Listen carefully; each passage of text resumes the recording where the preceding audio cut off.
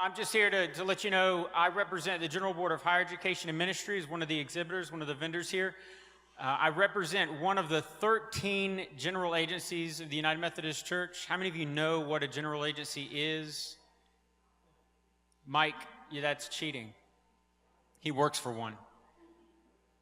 All right, the general agency of the United Methodist Church, we are connectional hubs, support hubs, for the United Methodist Church's life in different areas, and they have agencies that work in missions and some in finance, some in spiritual growth. The one I work with is the General Board of Higher Education and Ministry. It's a combination of two organizations that have come together to make one agency. Brownie points for anyone who knows the name of those two agencies: Higher Education and Ministry. Oh my God, the room is dying. It's lunch.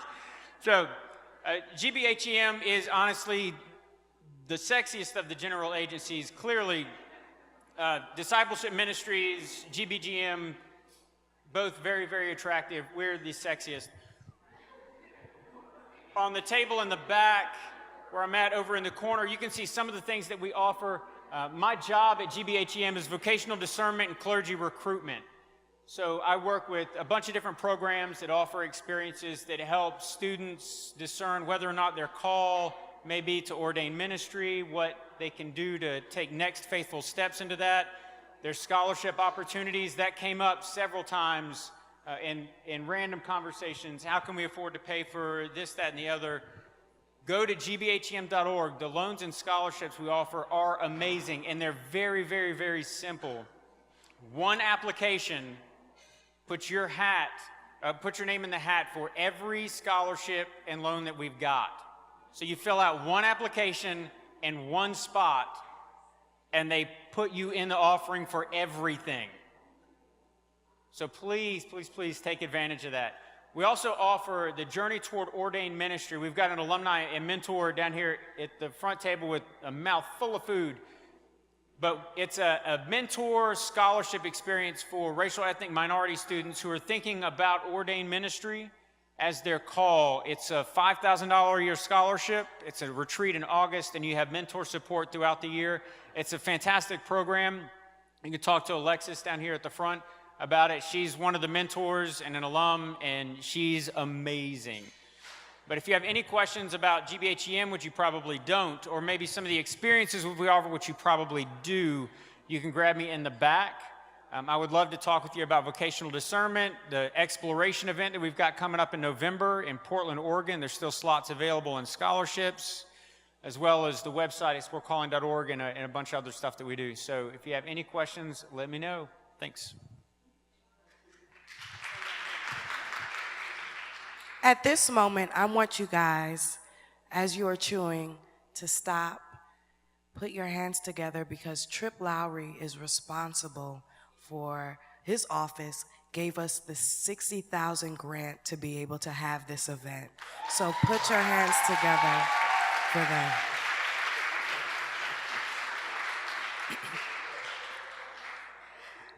And as we get ready to move into the next event, as he talked about exploration, I'm proud to say that we have a delegation of about 15 students who will be traveling to Portland in November. After that, we'll also have Ebony Exploration, which is a smaller, intimate scale where we'll visit the campus of Gammon Theological Seminary, and students will be able to further discern and to ask the question, what does seminary look like for me on the campus of the United Methodist Church's only historically Black seminary. So we thank God for the resources from Tripp's agency, Explore Calling, the specific office, who's given us the resources to be able to do so. At this moment, we're gonna move into our Chat and Chew Luncheon. That means as you're getting your food, enjoy, but we're going to have two persons who are very important to me in my HBCU journey to come up. The first being Peyton Head, who many have probably seen him on CNN and other news outlets from the issue that arose on the campus of Mizzou. His experiences and his leadership led that campus to become more inclusive, as well as leading an entire movement that spurred on his campus to be a national movement. He's going to come and he's going to share his experience. And then we have Tamara Bates, who's affectionately known as Tab the Connector. She'll be our facilitator, so she'll be asking questions as well as keeping the conversation going. Because you're in presentations all day, we wanted to have a session where it's interactive as possible, where your voice can be heard. So please take out your cell phones. Go to our HBCU Lit app and go to the social section. You can post your questions and comments there, and Kylan Pugh, our social media intern, as well as Tabitha Mundy, our SBC 21 media consultant, expert, whatever her title should be called, is going to get your questions, and at the end of today's presentation, they'll be giving those questions, and we'll have an interactive conversation through the app. All right? Please put your hands together as Tamara Bates and Peyton Head come to us at this time. Good afternoon. I was about to say good morning. I say good morning when it's nighttime. So it can be nighttime. I say good morning. My mom's like, what are you doing? Why are you saying good morning? Because I just like the morning time. But good afternoon. My name is Tamara Bates. I am currently an admissions counselor at Philander Smith College, my alma mater. I graduated in 2016 with a degree in biology. And after I graduated, I went to work at Florida State and FAMU campus for Hillary Clinton to organize young voters to go vote. And so a good friend of mine, Mr. Head, we have just been fighting not only for injustice, but just standing up and having tough conversations with those who do not look like us. And I am the queen guru of that. I just go sit at tables and I can go sit down and it's like, why you don't like this? Why you don't like that? And those are tough conversations we have to have if you want things to change. You have to be uncomfortable. At the end of the day, you have to make sure that you embed yourself in those tough situations just so you can be the change that you wish to see. One thing I live by dearly is the mission of my college. It is to be an advocate for social justice determined to change the world for the better. And I take that mission with me everywhere I go, no matter where I go, even if just where I go. If I go to McDonald's, I might see somebody that's like, look, how can I change this world for the better just by encountering this person? So enough of spill about me. We're actually about to have a great conversation with a good friend, like I said, Mr. Head. And he can pretty much tell you a bit about himself, and we can dive into questions and answers later. So one more thing too. I am very big on undivided attention, only just because I just want people not only to pay attention, but it may be something here that can stir you guys up, and you never know how it can be a planet or a planet seed that can, make an idea and you can run with that idea. But just for the few minutes that we do have, please just be mindful of our time and your time too, because we just want you to, pay attention at the end of the day. All right, Peyton. All right, thanks, Tap. How's everybody doing? That was kind of weak. How are y'all doing? That's good. We got some good food. We're going to go ahead and get started today. I'm just going to tell you a little bit about myself. My name is Peyton Head. I studied at the University of Missouri, political science and black studies, and I'm going to tell you a little bit about this journey that kind of led me to what I'm doing now, which is organizing students around race relations as we move forward in some difficult times in our country. So if you have any thoughts or anything you want to tweet out, you can tweet it out at us at @ThePeytonHead and at @TapTheConnector. All right? Is this thing on? Is it working? Also, say neighbor. Good vibes only. Good vibes only, seriously. I'm telling you, good energy spreads. It just make the whole room like so exciting and all that good stuff. So just touch somebody and say good vibes only for the rest of the conference. You never know. Good vibes may get you whatever you trying to put out there. Just say good vibes only. All right. So a little bit about me, originally from Chicago South Side, came to Mizzou, University of Missouri, thought everything was gonna be good. I got on campus and remember feeling uncomfortable the first second I stepped foot on campus. And I would just remember looking around and being the only person who looked like me a lot of times in the different classrooms and in the different places that I was going. And so I had a decision to make. I said, either I'm gonna stick it out here or I'm gonna go elsewhere. Especially after my sophomore year, as I was walking through our Greek town, some white boys on the back of a pickup truck screamed the N-word out at me. So that moment was really critical for me. Coming from an all-black community and then going to Columbia, Missouri was a big change. And so I had to decide what I was gonna do. I could go back home, I could do something different, or I could stick it out and stay here. And I decided to stay at the university, lead up different social justice initiatives, and eventually run for student body president there, an office that only 2 other black men have held before me since 1839. And not only did I say I was gonna do it, I said I was gonna do it with a black running mate too. And we made history in addition to having the highest voter turnout in history because we told the students at Mizzou that it was time for change. And we decided that we were gonna ignite Mizzou.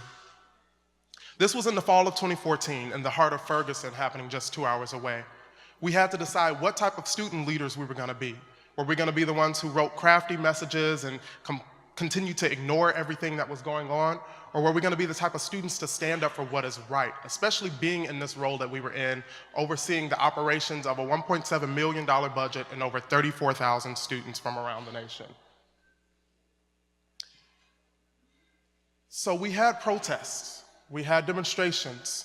MU for Mike Brown was created. Everything that we did seemed to fall on deaf ears. It seemed to not matter. The things that we were advocating for the university, whether it was more, classes that focused on the diversity of experiences, or whether it was just our university president acknowledging what was going on just 2 hours away. So this changed things in the fall of 2015. And I'm gonna read this message to you, and I will say it does have explicit language. I'm not gonna read the explicit words, but I'm gonna give you the first letter of it so you all can get an idea of what was said. Because I talked to you about the experience about me being called the N-word the first time, but the second time was a little different. I had an office now. I had a platform of privilege on which to speak. And all of us in this room, just being in this room, we're leaders today. So when you have a platform, you have privilege, and you use that privilege for good. Here's this message. I just want to say how extremely hurt and disappointed I am. Last night as I was walking through the campus, some guys riding on the back of a pickup truck decided that it would be okay to continuously scream the N-word at me. I really just want to know why my simple existence is such a threat to society.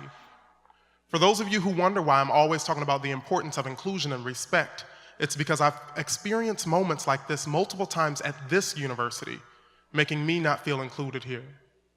Many of you are so privileged that you'll never know what it feels like to be a hijab-wearing Muslim woman and be called a terrorist or a towel head. You don't have to think about being transgender and worrying about finding a restroom where you can go and not be targeted for violence because you don't fit into the gender binary. You'll never know what it feels like to see Memorial Union every single day and then to the side like a second-class citizen because after 90 years, there's still no accessible way to enter the tower. You've never been spit on walking down 9th Street or misgendered at Pizza Tree because they called out your birth name. You've never had to experience people throwing drinks on you and yelling the F word at you from the patio at Big 12 as you walk past on the street holding hands with your partner. You might never have to think twice about what you're wearing walking around campus at night so that someone won't think it's okay to take ownership of your body because your outfit was asking for it. If your simple existence is not a political statement, I'm really gonna need for you to check your privilege. These are some of my experiences and the experiences of the ones closest to me. This is what I'm fighting against every day in boardrooms, conferences, meetings, classrooms, the Capitol, and in my daily life. This is my reality. Is it weird that I think that I have the right to feel safe here too? If you see violence like this and don't say anything, yes, you are a part of the problem. It's the reason why it's on us. Black lives matter. Trans rights are human rights, and love is love. If you want to fight for social change at Mizzou, there are so many different outlets. Apply to be a diversity peer educator. Stop by any of our wonderful centers of social justice. Educate yourselves and others. Hold your family, friends, fraternity brothers, and sorority sisters accountable. And if this post made you feel uncomfortable, good. That means I'm doing my job. It's time to wake up, Mizzou. Your N-word, F-word, Missouri Students Association President, Peyton Head.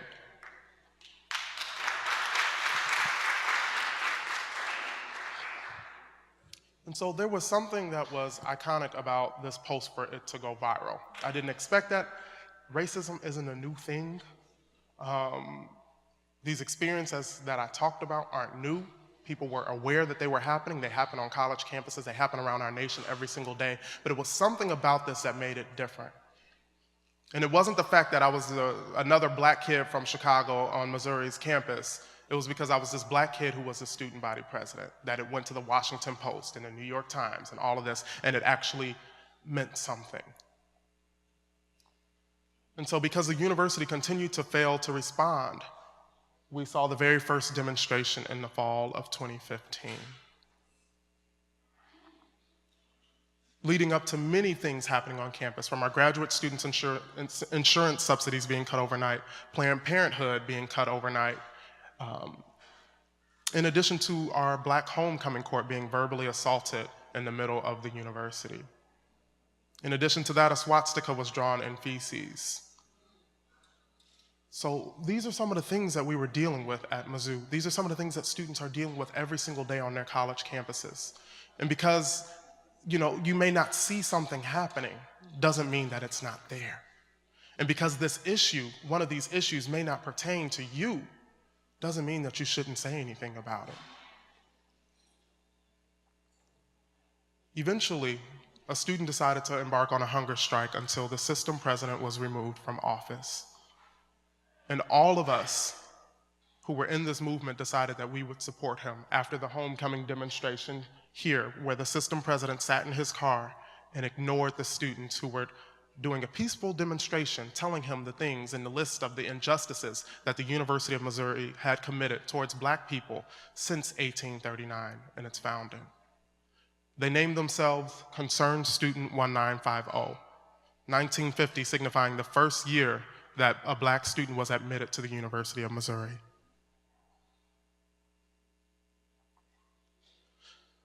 I think the biggest thing about this is showing that people came together of all different backgrounds. In the middle, in the white, is my twin sister. The guy looking like he's in the bathrobe ran against me for president. The girl in the blue shawl over there on the right was president of the Latino Graduate Student Organization, in addition to having res hall coordinators out there too. Students built a human wall around the campsite when media decided to come in and write their story as to what was happening at Mizzou, saying that these kids were coddled whiners, that they had been given every single thing in the world, that they didn't care about freedom of speech. Hello, you can't build a tent city on a quadrangle at a university without using the First Amendment. But it's something about people of color using the First Amendment that makes people mad. But when our Constitution was written, some of us were 3/5 of a person, but we don't always address that and how that idea formulates into how we perceive people utilizing the law and being abused by the law today.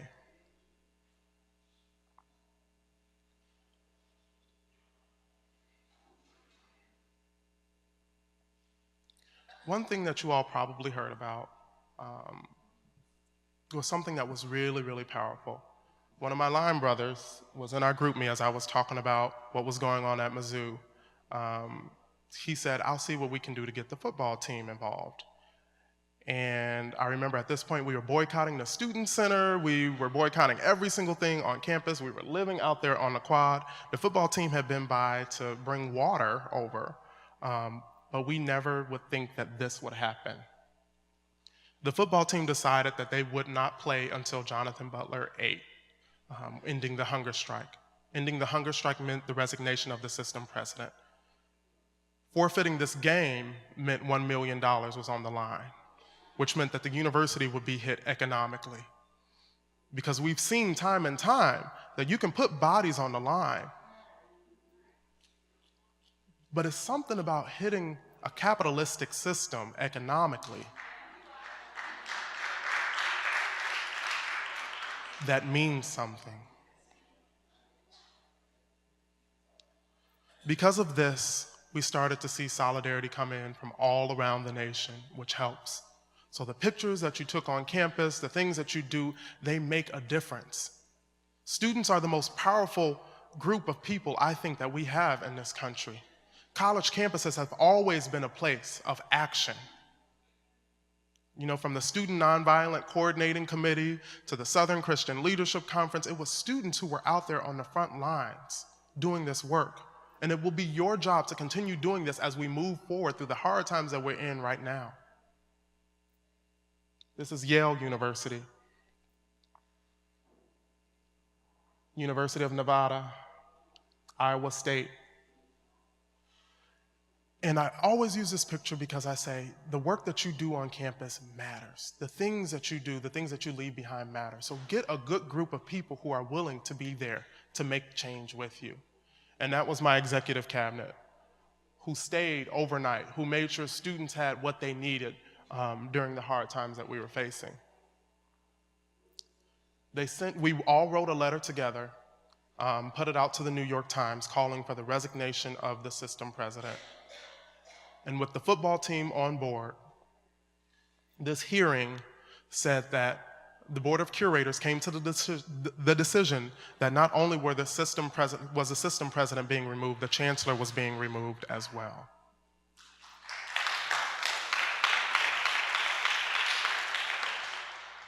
And Jonathan Butler was able to eat again.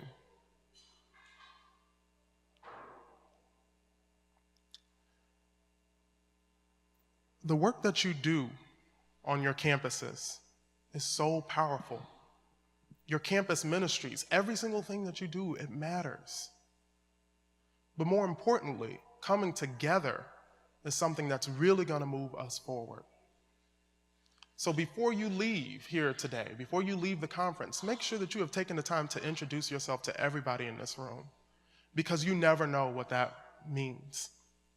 This picture right here happened. It was a student body president conference we had at the White House, and we just happened to take this picture. The next thing you know, we look up and Ole Miss and University of Alabama and Auburn had signed on to what was happening, to expressing their solidarity with what was happening at Mizzou.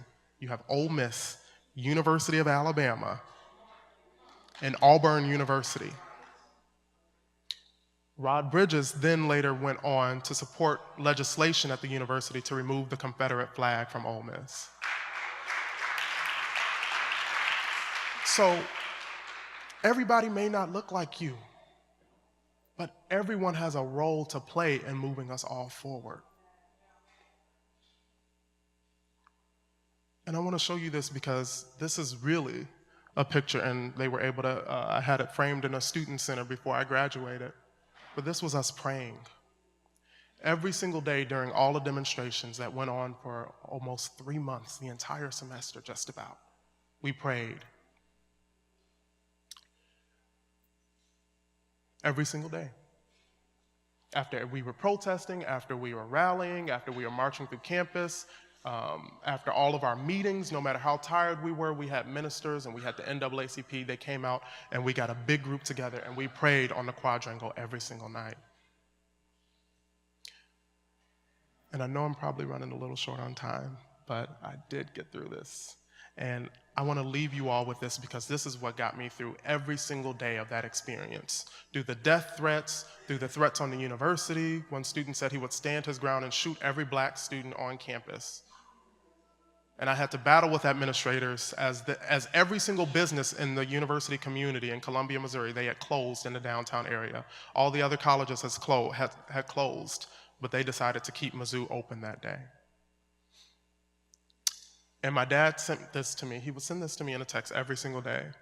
He said, "Now faith is the substance of all things hoped for, the evidence of things not seen." And I think it's so important to remember that now because we are going through some really tough times.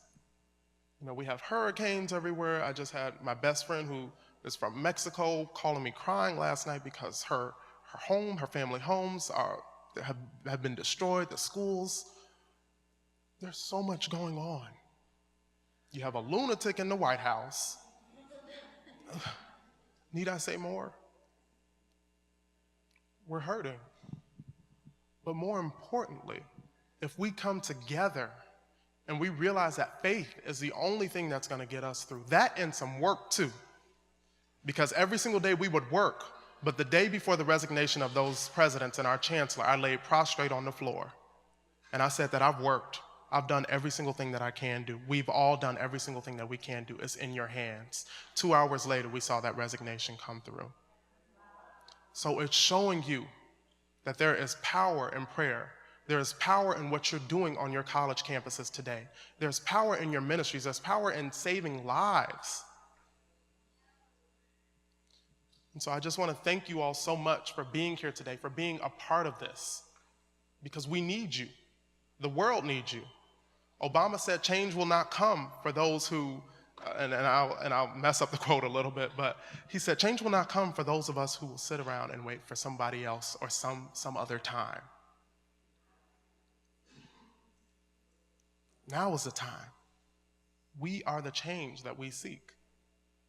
And I used to think about that all the time. I would look at different things. I'm like, oh, Martin Luther King and everybody, they out there rallying and doing it. That was great in the past. Hello, you're needed in the present. The calling is now. People will ask us 20 years from now, 30 years from now, what were we doing when you had a man come into office that threatened our very way of life? So that's the call to action that I have for you all today, is to do something, is to say something, is to keep your faith up and put in that work. And with that, we're going to do a quick Q&A, I believe. Thank you. All right, let's give it up for Mr. Head. Y'all can do better than that. All right, we are now going to take questions, but you are encouraged to use your app to ask the questions. And the app is the Lit app that they told you guys about this morning. So if you downloaded it, you can go and ask the question, and we will take questions. So,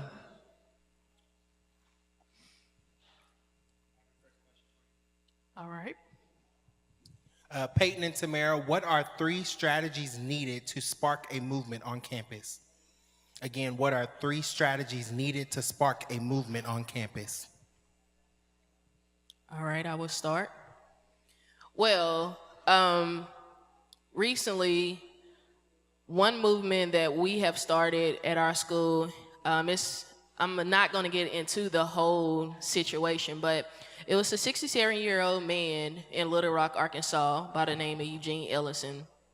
And he was, you know how some older people, they are just stuck in their ways. You know, if the door is open, you don't close the door, you just leave his door open.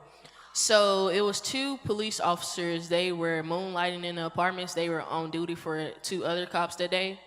And the 2 ladies, they went into his apartment without a warrant or anything. And they just, you know, went in there, agitated him. And he was just saying, you know, leave me alone. And, you know, like I said, if you've been in this spot they said this man had been living over there for nearly 20 years. So the previous officers knew who he was, but these ladies, they didn't know who he were. And so that day when they went in, they was, you know, being agitated with him. And don't you know, them ladies ended up shooting the old man and killing him just because, you know, if you new to the area, they didn't know who he was. Like, so if you come over there, you know, his door is just open, and they was thinking that he was being agitated. It was just like a bunch of mess going on that it could have been avoided if they would have just stayed outside, not meddling, and did what, you know, just keep going, patrolling. And so we heard about this situation. Our students, too, at Philander Smith College, like I said, we're a social justice institution for students to be not only students, but know what's going on in the current world. I mean, you don't have to be a social justice, guru, or you just don't have to go out there and march and protest, but just know what's going on around you at all times. So we took it upon ourselves. We would post this before a group meet got started. We would actually just post in our Facebook chat to let students know, hey, look, we're gonna meet up today in the library so we can know exactly the demands when we go march to the police, to the justice or the chief, to know exactly what needs to be done and what needs to be handled. So you have to go with a clear, concise, what you want from, whoever that you needing it from. Like, you just can't be everywhere all over the board, because at the end of the day, it's gonna be like, dang, they don't even know what they want, so how can we help them? So we just made the demands that those 2 police women be charged with the murder of Eugene Ellison. And to fast forward, those 2 ladies were actually charged. The son, he was a police officer at the Little Rock Police Department at the time. He stepped down, but his brother was still there. So it's another battling that we was trying to, just be there for moral support for their family. But you just need, ma'am? Oh, Eugene Ellison. So his 2 sons was police officers. And one police officer, his brother, Troy, he said, I'm going to continue to stay here and work. And his brother said, my father just got killed by the 2 officers and y'all not trying to do anything. So, yeah. But we just, took it upon ourselves, got together with community leaders. And at the end of the day, students do have a voice. They listen to you guys. You the most powerful voice on campus. You just got to know what you want to get from out of the situation. And that's pretty much, that's one strategy. But I already took up one strategy, so Peyton, you can I'll just say 2 more would be buy-in and collaboration. Why should people buy into your movement? Why should people stop what they're doing to cherish your cause? And that was the question we had to ask a lot of white people on campus at Mizzou. They needed some type of buy-in. And of course you have some who would come out, many of them who would come out and be there to do what is right. But a movement can't go anywhere if people don't move.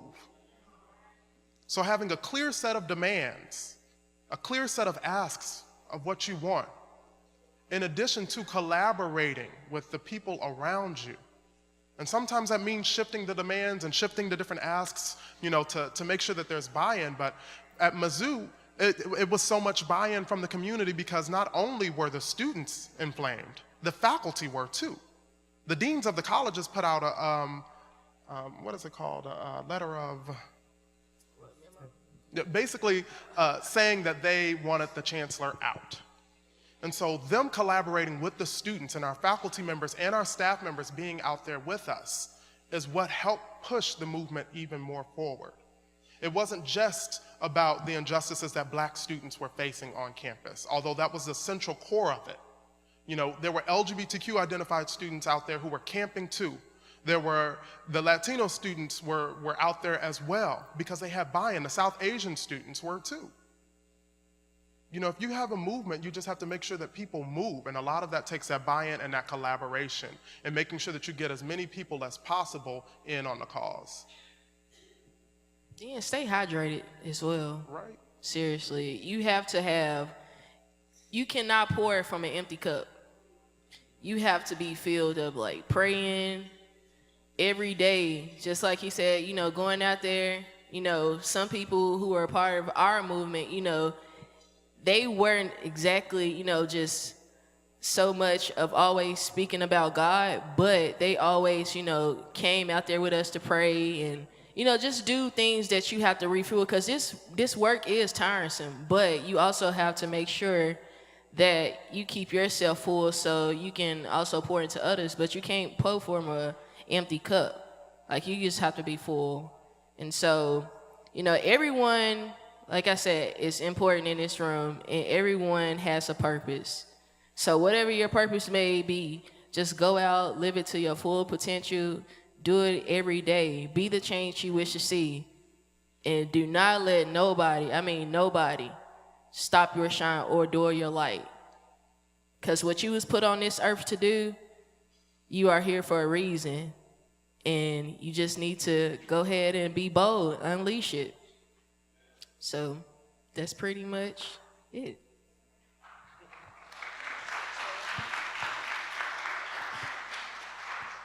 The next question, how did you know where to start your activism? That's a really good question. Honestly, for me,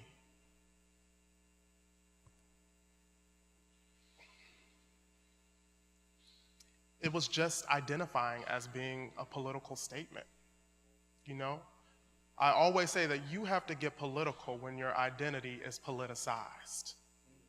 Every single day, somebody who looks like me is in the news. You know, for whatever reason it may be. We're made to be political already. We have been made into this politicized people. So why don't we get political? Why don't we understand what's going on? A lot of times you're forced to be an activist. I didn't come to Mizzou to be an activist. I wanted to get my nice little degree, you know, graduate, get a nice check, you know, maybe go to grad school, get a law degree, something like that too, and I can still accomplish that. But I didn't think it was my calling to go to Mizzou at first and be this activist person. And I don't even use the term activist. I was just doing me and doing what I knew was right and standing fearlessly in that ground. So I think a lot of times, like when you get fed up and you've had enough, it will pressure you to act. And don't get so caught up on the labels. I think what's really trendy right now, everybody wants to be a social justice warrior, everybody wants to be an activist. Let's stop focusing on the labels and just do the work. And honestly, we'll be able to get so much more done. Because I don't need a whole bunch of accolades around my name to tell me, you know, that what I'm doing is right and for God, you know? So you don't have to do that as well. So I think, you know, like hearing like, oh, I want to be an activist, I want to be an activist. To be an activist, all you got to do is just act, right? You know, you see something, you say something. And that goes for anything. It makes so much more of a difference. And for me, my story is a little different. I'm originally from Memphis, Tennessee, as I told you all. And Memphis in the house, I see. Oh, okay. So, my grandfather was a sanitational worker, and he actually was a part of the I Am a Man strike.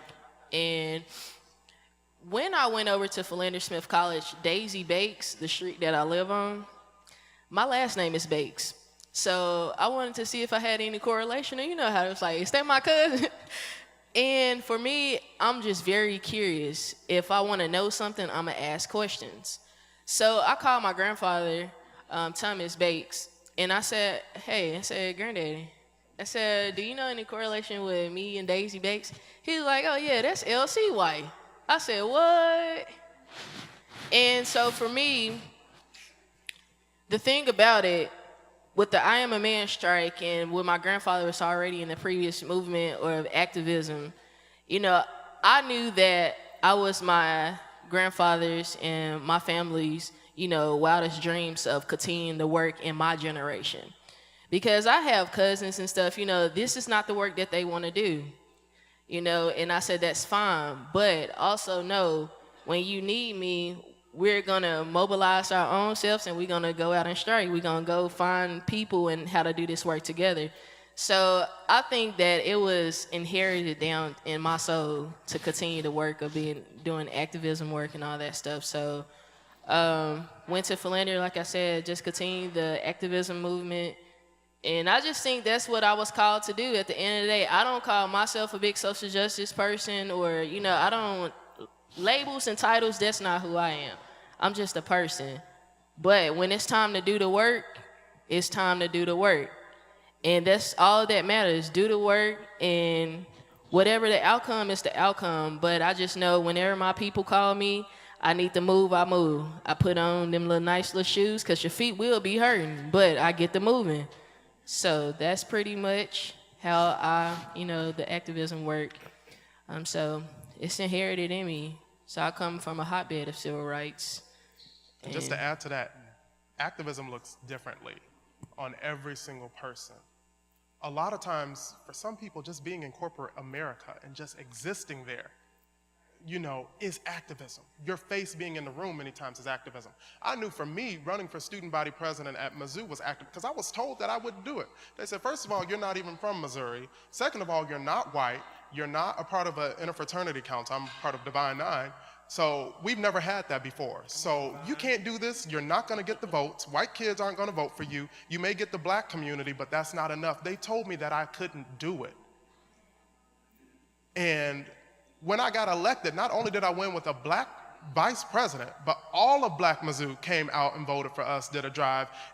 We were endorsed by every Divine Nine fraternity and sorority that we had chartered on campus, in addition to all the other students of color rallying around us. So maybe that could be a way. Maybe your way of showing activism is through running for public office. Lord knows we need more millennials in office and more people who are in touch and ready to enact real change.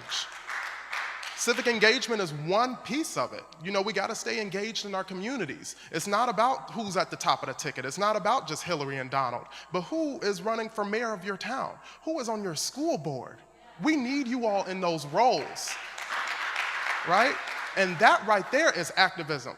When you're sitting in a school board meeting and they're deciding the curriculum, and you're in Texas or something like that, and they're trying to label slaves as workers, or say that we don't need a Black History unit this year. You being right there in that space at that time is activism. So know that it looks very differently. It could be political, it could be in the work that you do around food security, whatever it may be. Just know that your role is important, and you can act, and you can perform, and you can do great things through your work, whatever work it may be. There's a role for everybody to play. And it doesn't just look like marching in the streets and holding up a sign. That's just one component of it. It's a very important component. The awareness is part of it, but being there and doing the action, both of them hand in hand, will be able to move us forward, I believe. And one more thing, I'm gonna piggyback off that. I always say, invite everyone to your table. Invite everyone to your table in your space, because it's not about what you know, it's who knows you. Invite everyone to get to know you, but also know everyone. Be the connector. Like God, just be the connector. Talk to everyone. You never know who may have your next blessing in this room, or it can open the next door to your blessing. So that's pretty much it. What advice would you give to someone who is inspired to be a campus leader like you when it comes to actually running for a position and trusting God through the process? Ooh, good question. I would say the biggest thing that you have to do is believe in yourself. Because, and have a real mission of what you want accomplished. My platform was about 3 pages long, and it didn't start out that way. I told my sister when we were sophomores, I went to school with my twin sister, and I told her I wanted to run for student body president. She said, that's cute or whatever, but why? Why do you think that you should lead these 36,000 students? What do you even want to bring to the table? What can you show already that you've done to be able to qualify yourself for this position? I see it, but do you? And after we had that real conversation, and she grilled me every single time. She would ask me, why do you want to do it? Why do you want to do it? And we would go back and forth, and she says, that's too political. You're not getting down to the real substance of it.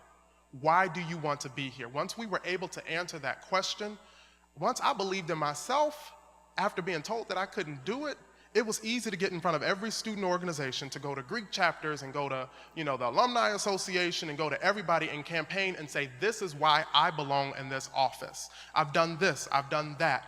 But more importantly, here's what I plan to do. Here's how I want to move the university forward. And here's how we can work together. So have a plan, but don't just have a plan. Believe in your plan. Believe in yourself. And God will see you through if it's for you. And don't get discouraged. Don't be afraid to lose. This was the first election that I actually won. I used to run for office every single year in middle school and in high school. And in high school, at least, I ended up being student council secretary. But then, the vice president dropped out and I got to be vice president. That was cool or whatever. But I never really won anything. And my high school had about maybe 600 people in it. But I never thought that I would get to a major university, and be over 36,000 students, because I didn't believe in myself before. But once I challenged myself to believe in me and believe in my platform, but more importantly, believe in what God has ordained me to do at this school, then it was done. It was done. And when we got in office, we were able to get those things accomplished, in addition to having almost an all-black cabinet, which is something that the Missouri Students Association had never seen. In addition to diversifying our Senate used to have 60 white boys in it. And I don't doubt, like, they were great, many of them were doing wonderful jobs, but how can you be truly representative of a university if people aren't in the room? So we developed a platform and a collaboration between the Legion of Black Collegian Student Government and the Missouri Students Association, two student governments that have been fighting since their creation in '68. And so that was the first time where we actually had a streamlined effort to say, we are in this together. So think about the cost, think about the change that you want to be able to do. Without a vision, the people perish. So have that vision so that the people can see, and if the people see your vision and it's a good vision, they will believe in it and they will vote for you and they will put you in office if you are meant to be there. But it starts with believing in yourself. And mine is so simple. Your attitude is your altitude. It is. You cannot burn bridges with people you think that you don't need. And, you know, that's just really all what I have to say. You know, be that person who can still, you know, in adversity, still have a smile on your face. Through it all, just be yourself. And, you know, it's not a lot of cliche quotes, but just be yourself and everything else will work itself out. I mean, just have a smile. Like I say, good vibes only. That's what I motto each and every day. Even when I'm having a bad day, you wouldn't know it. And if I am, I was like, look, this is not with you. It's me. Sometimes you have to talk to yourself like, self, don't go in that room with no frown on your face because they're going to be all in grooming. It's like, you see that frown she had on your face? And then, you know, Snapchat, everything go, look, I can talk all day, y'all, but your attitude is your altitude. And you will be remembered by how you made someone feel. And y'all know that. At the end of the day, just look at y'all. Somebody gonna remember each and every one of y'all from this conference today. So that's pretty much all I have to say. And y'all are so beautiful. HBCU pride. All right, let's give them one more hand, one more round of applause. Thank you, Peyton. Thank you, Tamara. Thank you so much. We are actually done with this session. We are going into our next set of breakout. One more presenter? Okay, we got one more presenter that is coming forth before we break out. Thank you. I have a video that I want to start off with, so if we can get our video floating. I'm Junius Dotson, General Secretary of Discipleship Ministries, and I greet you in the strong name of Jesus the Christ. Though I'm not able to be with you physically today, I did want to take an opportunity to issue my personal greeting to you as you gather for the Strengthening the Black Church for the 21st Century National Network of Young Adults Lead in Transformation Conference event.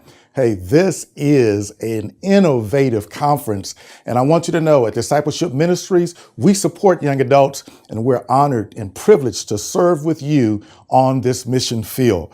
Rory Blakeney, who is on our staff at Young People's Ministry, he's going to share with you some insight into discipleship, grant opportunities, mission opportunities that may be available to you. And also he's going to talk a little bit about our new movement, #SeeAllThePeople, where we're shifting the focus here at Discipleship Ministries from fixing churches to seeing the people that God has called us to reach. I want to give a shout out to Dr. Fred Allen. Thank you, sir, for your innovative leadership. To Nathalie for your planning. You've done an excellent job. My prayers are with you. We look forward to great things that will come as a result of this wonderful event. God bless you, and we'll see you on the mission field. Again, good afternoon. I am Rory Francis Blakeney, and as Reverend Dotson said, I serve on staff of Young People's Ministry with particular responsibility for the Southeast jurisdiction. I'm happy today that My boss and colleague is here with me, the Reverend Michael G. Radcliffe. He's back there in the back. Why won't you wave your hand, Mike? And so we're happy to be here today. So as I was thinking about your theme, lit, I was immediately drawn to the Apostle Paul's words in Romans chapter 12, verse 2. And this is what Paul says: "Do not be conformed to the pattern of this world, but be transformed by the renewing of your mind. Then you will be able to test and approve what God's will is." And so Paul is actually talking about this lit idea from the perspective of being transformed. So Paul first tells us that in order to be transformed, we have to have a new mind. Our mind has to be transformed. But Paul doesn't stop there. Paul talks about the need to have a regenerated heart, a mind that's connected to a heart. And then once your mind is connected to your heart, you have to be ready to offer your hands. You have to be ready to do the work. And so at Discipleship Ministry in particular, we want to help young people make those connections. We want to help you make the connection of your intellectual development and your spiritual development to the way you live your daily lives. The two young people who came before me were excellent in the sense that they talked about how they made that connection and how it looks, or how it potentially looks on your campus. And so if we just think about Scripture and think about the Bible, we see this idea of young people being called to do courageous tasks, to do life-changing tasks. If you think about David, who had to face Goliath to save his people. If you think about Samuel, who was in the temple, who heard the voice of the Lord. If you think about Esther, who again was a woman who had to step up to the plate to save her people. Mary, the mother of Jesus, and of course Jesus. But it doesn't stop in the Scripture. If you think about what happened on this very campus, in this very AUC center, where people like Lonnie King and Julian Bond and Martin King were trained, they were trained to make a difference. And so at Discipleship Ministry, we want to help you to receive the spiritual transformation, the spiritual undergirding that you might be able to make a difference. And so to that point, we are shifting to become a movement. And we've been talking about a movement all day today. And so this is even part of Discipleship Ministry's focus and goal. Next slide, please. And so our mission is to challenge and support the local church. At annual conferences, lead us to help them make disciples. And so you may say, I'm not part of a local church. I'm here because I'm part of a collegiate ministry. I'm part of a campus ministry. Well, that's an extension. That's a form of a local church. It may not be a local church like you go to on Sunday morning with bricks and stained glass windows and the altar, but a campus ministry is a community. It's a community of believers who are connected around some similar ideas and some similar goals. And so that's our mission. And our vision is, I'm trying to pull this up. And our vision says we aspire to see a vital and vibrant church on fire to transform the world. And we realize that we need young adults to be a part of this movement. And we don't need you there just to fill seats and to be bodies, but we need you there because we believe that you are creative, that you are agents of God's transformation, and that you're part of God's ongoing work in creation. The young lady, the person in the stripes, talked about how she was the next generation. And so in many ways, we are the next generation, that we are a part of this continuous movement to transform the world. Next slide. And so we have some strategic priorities and some core strategies. And that's improved discipleship making systems in existing local churches, increase United Methodist congregations with people outside the church who claim no religious preference and consider the church irrelevant. And finally, resourcing new ministry development in central conferences. And so I want to talk a little bit about central conferences. The way the Methodist Church works, we're a connectional body. And so not only are we present in the United States, we are present in places like Africa, Asia, and we're all across the world, connecting people to do the ministry and this work of transformation. And so I'll talk a little bit more about the central conferences a little later. And so Reverend Dotson talked about, next slide folks, talked about seeing all the people. Ralph Ellison talked about the invisible man. And we know that some people are still invisible in 2017. You may be invisible because of your racial background, your gender, your sexuality, your class. But in discipleship ministry, we're committed to helping everybody to see all the people, to see the person who cuts your hair, to see the person who serves your Chick-fil-A, to see the janitor who cleans your academic classrooms, that you might be able to come to a classroom day after day and it's clean, that you might be able to focus on the learning process. So we want you to see all the people. Next slide. And Reverend Dotson says, we have forgotten a basic tenet of evangelism. We cannot disciple people that we are not in relationship with. Discipleship begins with relationship. And so much of what we've been doing today is building relationships among other students, among other campuses, with people who, again, have some commonality, some similarity in what we're trying to achieve. And so part of seeing all the people is building relationships, where you understand that all God's children have something to offer, no matter where you are in life. Because you're a child of God, we believe that you have been created fearfully and wonderfully in God's image. And so you have something to offer to the transformation of this world. Next slide. And so in young people's ministry in particular, we help young adults in a number of ways. The first way we help young adults is by resources. So if you can pull up that next slide. So we offer resources around a number of issues. One of the online resources we have is a resource called SETS. And it's an online curriculum that's developed to help us have healthy conversations about sex.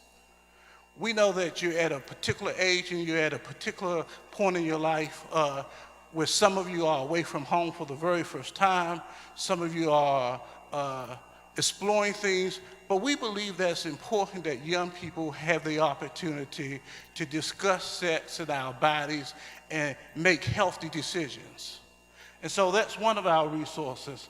Another resource we have is called, back up guys, called Everyday Disciples.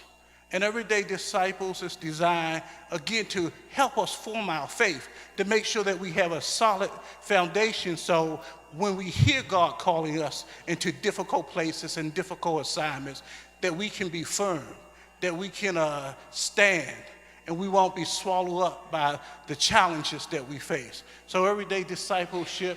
And then we do work in the area of coaching, training, and consultations. And so this is particularly in the local church, but we're able to partner with our brothers and sisters in higher education and campus ministry to help you to explore options in ministry. Next slide. Opportunities to lead. This Young People's Ministry does 2 major events every 4 years. So on the even year, which is 2018, we're going to do an event called Global Young People's Convocation. And that's where United Methodist Youth and young adults from all across the world will gather to talk about issues that are important to the life of the church. And in July of 2018, we will be in Johannesburg, South Africa. And so that's a really exciting experience, and it's an exciting process. But this is an opportunity, again, for you to cultivate your leadership skill, cultivate relationship building. And then in 2019, we do an event that's for United States young people between the ages of 12 and 18, and that's going to be in Kansas City, Missouri. And both of these events are planned and executed by young people. Young people apply for design teams and they're selected, and then they do the work to make these things happen.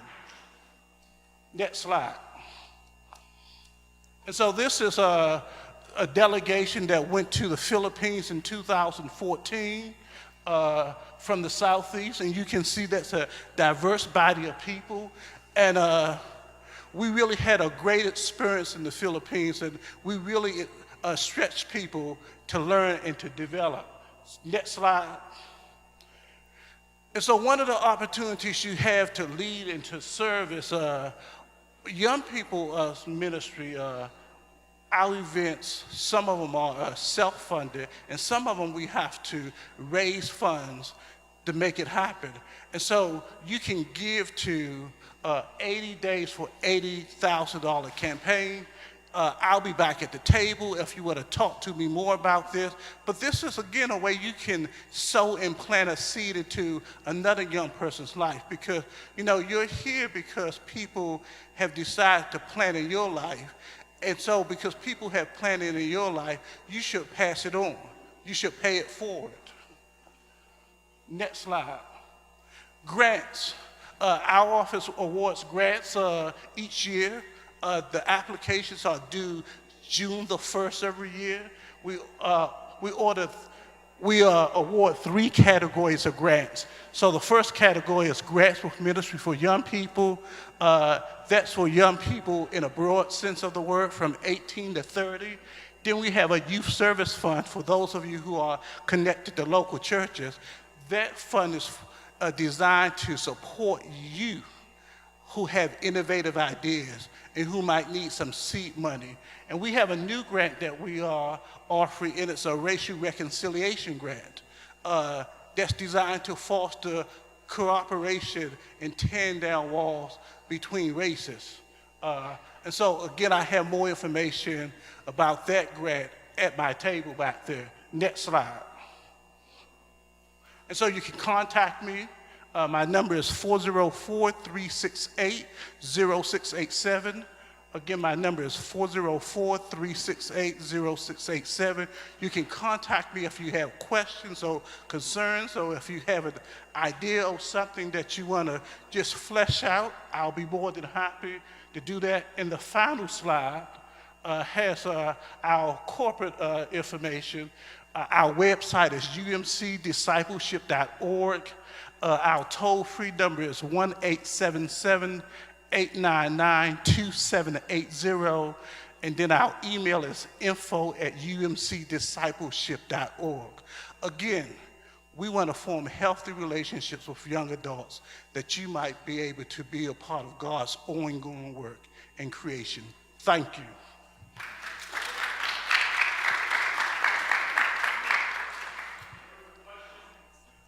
Question?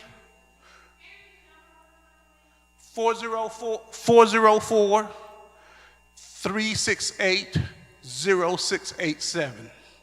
And if you text me, just tell me I met you at Lit. Oh, you gave your number at Lit so I can have a reference. Thank you. Great presentations at lunch. Are you still lit? Are you still lit? All right, I have my last $20, and 10 of the dollars I'm going to spend buying a lit t-shirt, and the other 10 I'm going to buy a t-shirt for someone like you that was unable to make it. But since you were able to make it, If you got $10, you better get a t-shirt because they're going fast. You want to take some t-shirts back to your campus. All right, we're heading now to the second round of workshops. I hope you look on your badge and see where you're going. And then after the workshops, we'll go right into the exciting part of the day, which is our service projects. All right? So move now, get your t-shirt, and get to your workshop. Stay lit.